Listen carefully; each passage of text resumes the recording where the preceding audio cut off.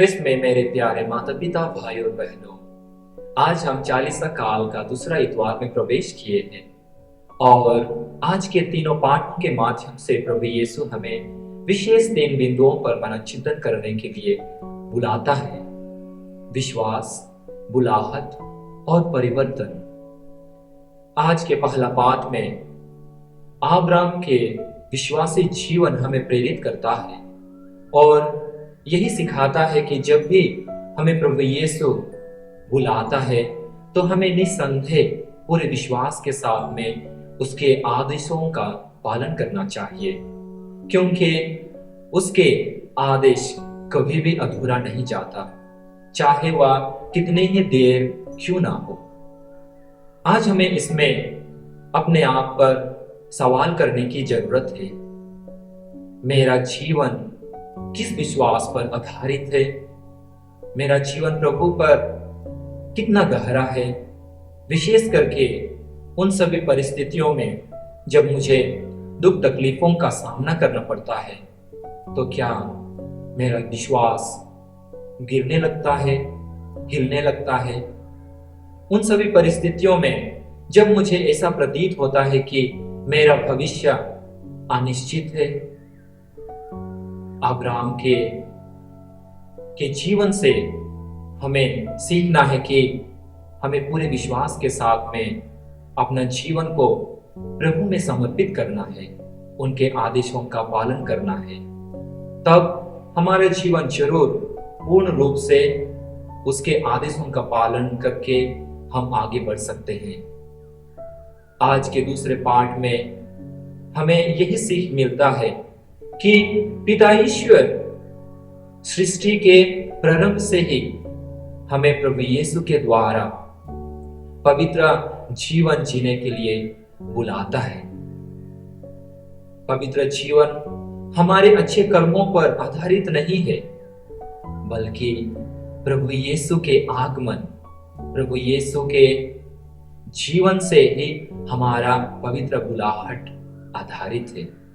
प्रभु यीशु के इस धरती पर आने से हमारा पवित्र बुलाहट पूर्ण होता है। इसीलिए हमें दुख तकलीफों से घबराना नहीं है, डमाडोल नहीं होना है, क्योंकि प्रभु यीशु के दुख भोग, मरण और पुनरुत्थान के द्वारा हम प्रभु के इस पवित्र बुलाहट में सहभागी होते हैं। आज के सुसमाचार हमें परिवर्तन के बारे में बताता है। जिस प्रकार प्रभु यीशु अपने 3 शिष्यों को ऊंचे पहाड़ पर ले जाते हैं और एकांत में वहां पर जब वे लोग प्रार्थना करते हैं तो शिष्य प्रभु यीशु को परिवर्तित देख पाते हैं। पहाड़ प्रभु का उपस्थिति का प्रतीक माना जाता है और एकांत कहने का मतलब है हम प्रभु से व्यक्तिगत संपर्क करें, उसका व्यक्तिगत अनुभव करें। हम लोग बहुत बार गिरजा आते हैं जहां प्रभु का उपस्थिति होता है। हम लोग एकांत में प्रभु से प्रार्थना करते हैं, पर कई बार हम अपने जीवन को परिवर्तित नहीं देख पाते हैं। हमारे जीवन में ऐसा लगता है कि कुछ बदलाव नहीं आया है मेरे जीवन में। ऐसा क्यों होता है? शायद हमें एक चीज की कमी रह जाती है हमारे जीवन में, और वो है प्रभु का वचन ना केवल सुनना, बल्कि उसको अपने जीवन में अमल करना, लागू करना, दैनिक जीवन में प्रभु के वचन को जीना। और जिस प्रकार सुसमाचार में पिता ईश्वर आकाश से कहते हैं हम शिष्यों को, यह मेरा प्रिय पुत्र है, इसकी सुनो, ठीक उसी प्रकार आज भी हमें पिता ईश्वर कहते हैं वचन द्वारा, यह मेरा प्रिय पुत्र है, इसकी सुनो।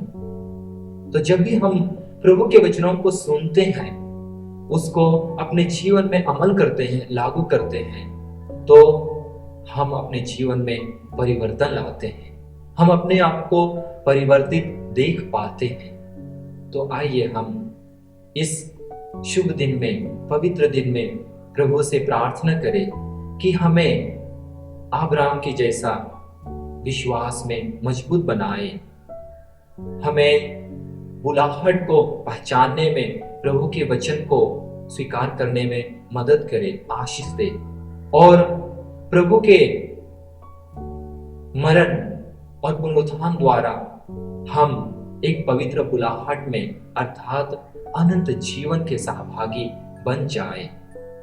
आमीन।